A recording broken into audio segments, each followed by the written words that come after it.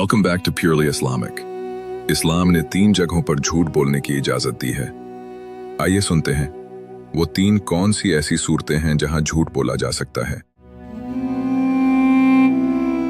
हजरत मोहम्मद मुस्तफ़ा सल्लल्लाहु अलैहि वसल्लम ने फरमाया, झूठ एक बुरी आदत है जो इंसान को गुनाहों के रास्ते पर ले जाती है, लेकिन इस्लाम ने 3 जगहों पर झूठ बोलने की इजाजत दी है।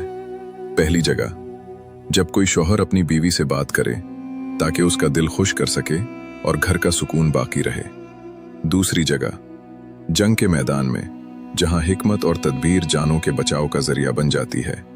और तीसरी जगह, जब 2 लोगों के दरमियान नाराजगी हो और उनके दरमियान सुलह कराना मकसूद हो ताकि रिश्ते टूटने से बच जाएं। याद रखो, ये इजाजत धोखा देने के लिए नहीं बल्कि मोहब्बत, अमन और सुलह कायम रखने के लिए है।